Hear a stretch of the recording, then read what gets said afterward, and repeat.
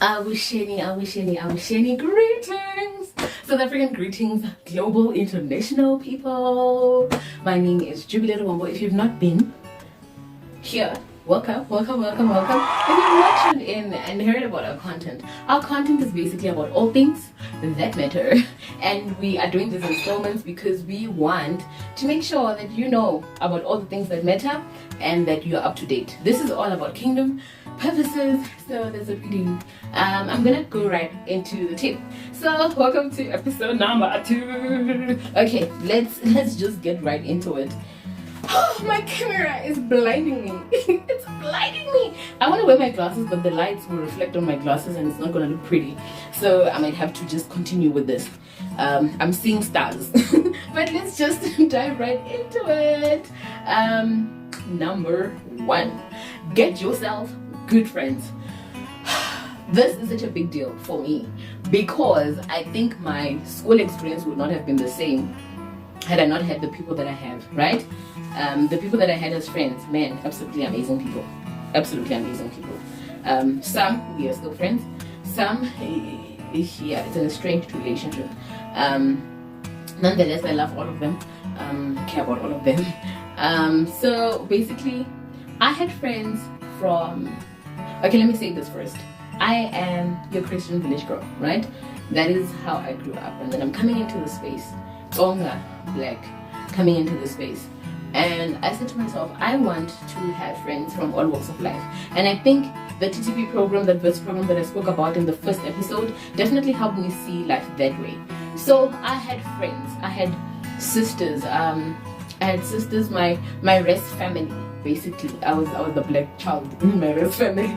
It's white people. They're not black now. They're still white, so it's white people. And then I had also a colored friend. I had people, also other black friends. And not just that, but I also had people who are different from me. Their worldview. People who have a different worldview from the one that I have. So I had friends like that. I had friends who are Christian and radical, and I had friends who are Christian but not radical. I had friends in the black community, in as much as, you know, we are all black but we don't have the same experiences. So I had a Venda sister and a Tswana sister, a Zulu sister, I had an African sister. I had friends from basically almost all walks of life, really. I had people who I'm like, wow. People who buy big labels like your Versace's, and I had people like that. But I also had people who are living in their own places, and you're like, your parents bought you a place so you can stay and visit it, like you're not renting, you don't care about accommodation.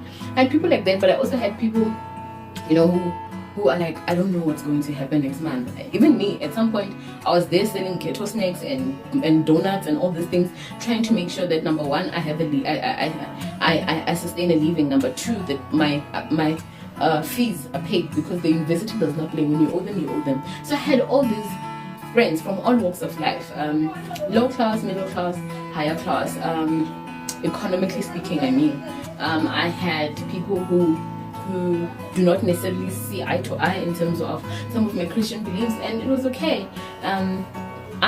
This experience helped me understand people to a certain level. It's when you have a conversation with a white girl and you realize that she's having the same challenges that you are. It's just the difference is the skin. It's me having a conversation with my colored friend and she's having the same challenges as I am.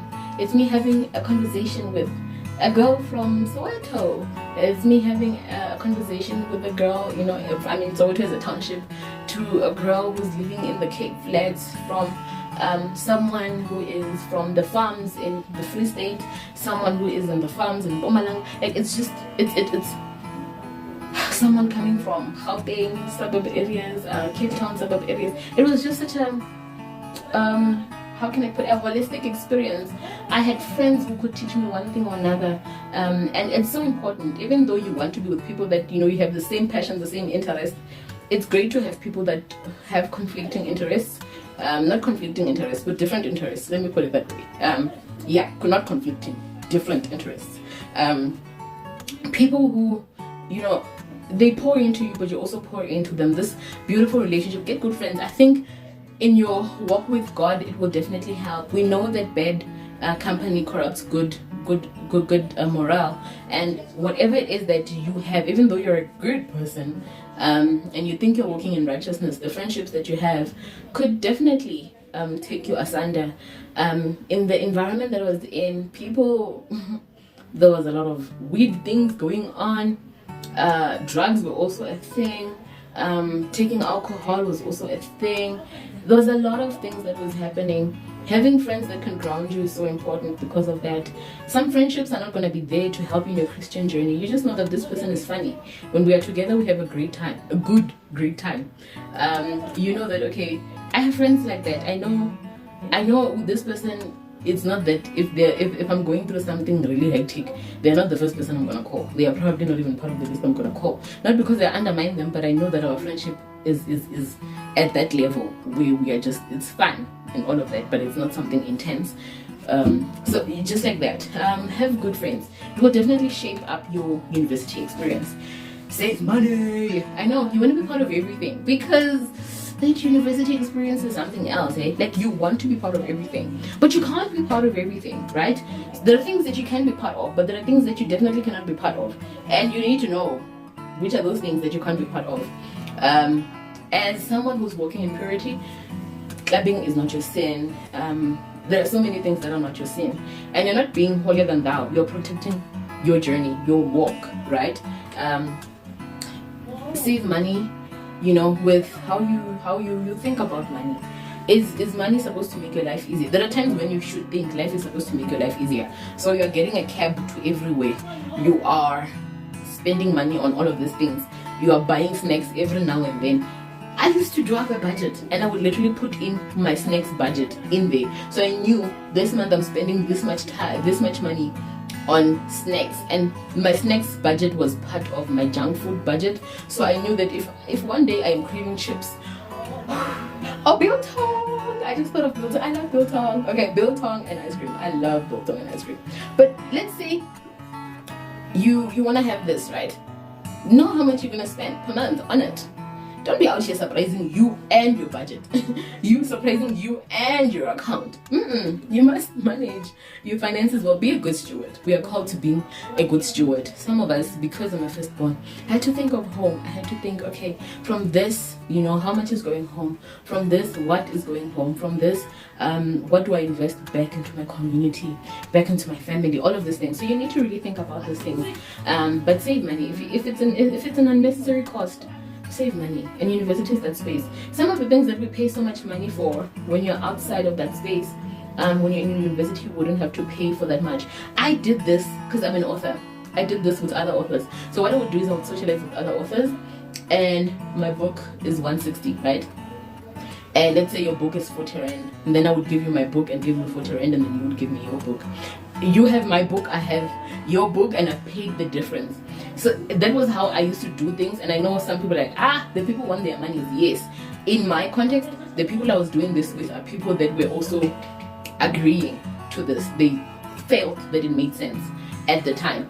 So that's how I did it. So I'm not spending money, but I'm networking. I'm using the resources that I have to get the resources that I don't have, and vice versa. So I'm performing here, and I know that this person, when I'm hosting an event for this, I know this person would MC there because I performed at their event. Things like that. Save money. If you can network, if you can use whatever you have, whatever resources you have to basically help make life easier, do it. Do it and save money. Invest money, even if it's a 50 rand or a 200 rand or a 100 rand every month.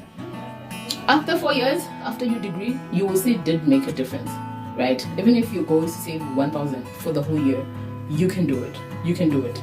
Your 5 rands, your 2 rands, your this, your that, your that. I used to put out, I had these coins, so I would put them into like a thingy. So every time I knew when I'm short, I would go to that place. So this would be my change money. So your 10 cents, your 20 cents, your 2 rand, your 5 rand, I would put all of that there, and I knew that one day I would need it. So when I know I'm running short, I would go there. But also put it in a bank or something. Let it create interest and all of that. I wish I knew about passive income and all these other things, man. But yeah, I forgive myself for the things I didn't know then. The other thing that I wanted to say is make spiritual growth and purity a goal. And with this in mind, as a Christian, we all know we have Shadrach, Meshach, and Abednego. They are in a new environment, but they're a scheme and they're radical people who are out there being kingdom ambassadors in their field. They are there, but they know that that's not their place. They're in Babylon, but they're doing the Christian thing. They're being good ambassadors. They're being the salt and being the light.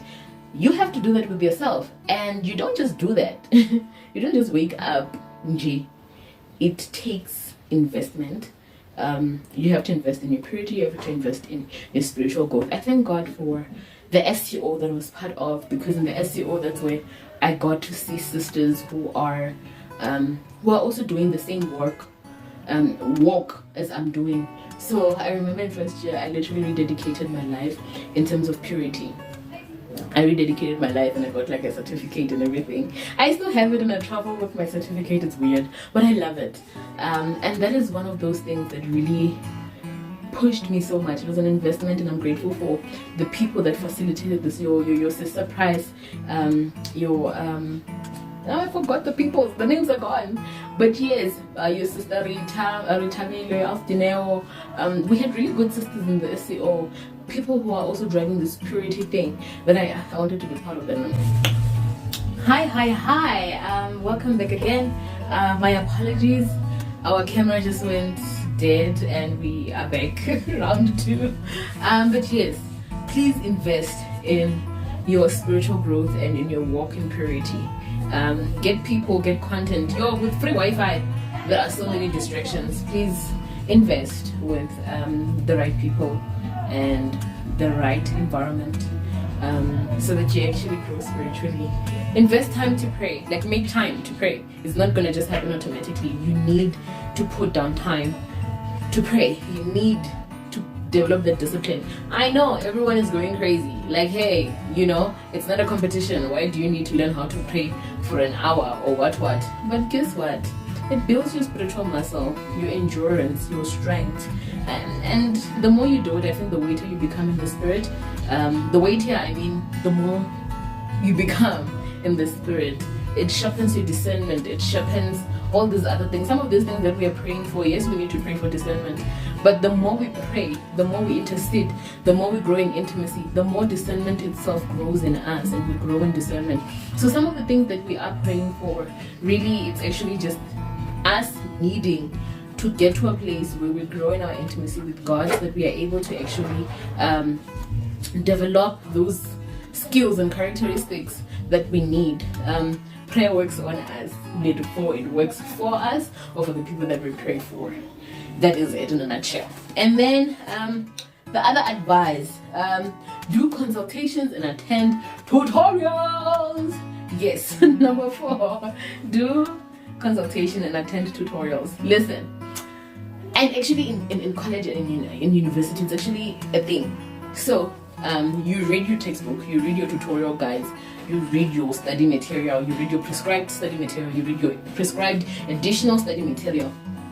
And then, because sometimes it just goes over your head, you go to YouTube, you go to you get another textbook, you get all these other things, and you get that information. But sometimes, even though that's a great thing, sometimes when the lecturer is questioning you in an assignment or a test, they're not looking for that thing that you found in that YouTube video or in that textbook. They want you to answer according to the prescribed material. So it's quite important that you actually speak to your lecturer about these things. I think that's something I did, and then I wrote an exam and I didn't do well on that exam, and I didn't understand because I felt that I was answering the questions right. And it's because I was not necessarily giving them what was needed. And unfortunately, if it's a tutor that's marking the paper, they are looking for what's in the memo, things like that. So beware of that, but definitely attend the tutorials. You might not like to go for consultations with your lecturer, but do. If it's a group work of 5 and you're doing an assignment and 3 of the members in the group are not taking things seriously, consult your lecturer about it. It's not snitching. It's literally talking to your lecturer about it, because at the end of the day, it's unfair for you to bear all the burden. All these other things, we call them social loafers, people that get in group settings but don't do the group work, and then they just benefit the rewards. We don't want that. We want everyone to put in their effort, and for everyone to feel heard and to be heard. So things like that. Consult your lecturer. The challenges that you face. Consult your tutor, your tutors. If you can't have that relationship with your lecturer, have that relationship with your tutor, who's going to help facilitate how you're supposed to go about these things. Because guess what? You need the direction. You need someone who's already understanding the mind of the lecturer and the content itself to advise you on how to go and answer certain questions. And then the last one, have time for break time and or social time. And I think this is such an important point. As much as you are in the institution to study, especially with us village people, you go in there and you are studying. Whether it's this, it's that, come rain or high waters, you're there, you are studying, which is a great thing because you know why you're there. But have time to take a break. I'm gonna say this especially for, I think, the combination of being a village girl and the combination of being a first child. When you're a first child, it feels as though it's a crime to rest. It feels as though it's a crime to rest, but your body needs it. Your mental health needs you to rest. Otherwise, it will go south. So I did take time to rest. I remember we were studying with a friend of mine, and I think it was 2 a.m. in the morning, and we were taking a study break, and we literally went to the outside gym and just had fun, just using the equipment and laughing, right? I would go for jogs around campus and meet another person who's jogging, who you can see they are struggling, and I would just look at them and we would both laugh, because you can just see that this is not a jogger. Like, this is like the way we were running, you could just see that this is not their field, this is not what they do, and we would just laugh. Take time for break time. I had an issue with this, especially in my first year, because every time my mom called me, she used to call me when I'm having a break. Like, it's almost as if it was a discernment thing on her side, where she knew that now Jubilee's on her egg, that she would call me. So every time she called me, I sounded relaxed. She was like, "What are you doing?" I'm like, "I'm asleep." "What are you doing?" "I'm watching a movie." "What are you doing?" "I'm cooking." "What are you doing?" Every time she called me, she never found me studying, because at that time my phone is usually off and stuff. So the times that she found me were the times when I'm really actually relaxed, and it felt like she's never catching me studying. So it might have been interpreted that I was not studying, that all the time. Julie, why is it all the time that when I call you, you are chilling, you're watching a movie, you're very relaxed? Are you sure you're gonna pass? You know? So I used to have that problem, and I just had an honest conversation with her to say, hey, the reason why you find me relaxed all the time is because the only time you find me is when I'm relaxed. So definitely put in time for break time, and don't be scared of family. If you have to, the thing is, it's not like you are taking a break before working. That is another thing. You can't be taking a break before you're working, right? We know this biblically, we know this. There's time for harvest, but there's time for sowing, right? So you need to till the ground, study. If you're gonna study, I know for some of you can go for like 2 hours full straight. Know that, okay, when I'm studying, this is how much concentration I need. When I'm writing my notes or making my notes or making summaries, this is how much content I can produce in an hour, and after an hour I can take a break, or after 2 hours I can take a break. Obviously, writing notes is not the same as you actually trying to study and trying to remember and recall what you're studying. It's two different levels of intensity. So you might not need as many breaks writing your summaries and writing your notes as much as you would need when you are doing the intensive work of trying to remember stuff, right? Which some people recommend 20-minute intervals, and it's just the whole situation. But make time for break time, and not just break time, make time for social time. My social time was embedded in Christian activities. So, we would have worship night, the half-night prayers, I was going to street ministry, leaders meeting. I don't want to say it's social time, but for me it was time for me to meet other young people my age and those older, to pour into each other's lives. It was a time for me to learn from other people as much as they learned from me, and to just socialize and get to know people from all walks of life. So that was my social time, and I had a great time. I did a lot of community work that poured into me. I would at our church, we had a baby house. I would go and volunteer at the baby house. What that did for me was literally just loving kids unconditionally and playing with those kids. And as much as I was pouring into those kids' lives, I definitely believe those kids were pouring into me. A community service. I played with children in foster care. I played with children in alternative care. I did all these amazing things. Outreaches. I did a lot of outreaches. At some point, my mom was like, how are you even passing with all the outreaches you're doing?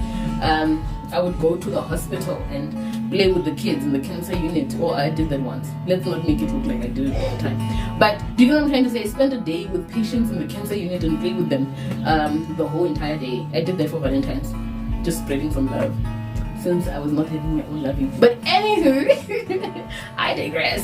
Have time for social activities, just to be social yourself and to enjoy that part of your life. I am Jubilee. Remember that out of all the things that we speak about that matter, your family, your community, our nation, global relations and issues, you also matter. You matter, and your voice makes a difference. So that is it from Jubilee. I am left with one episode because I need to do that, and please look out for that one because it's gonna be the bomb. It's gonna be lit. Do people still say the bomb? Anyways, it's gonna be lit. That's what I'm saying. Bye bye. You matter.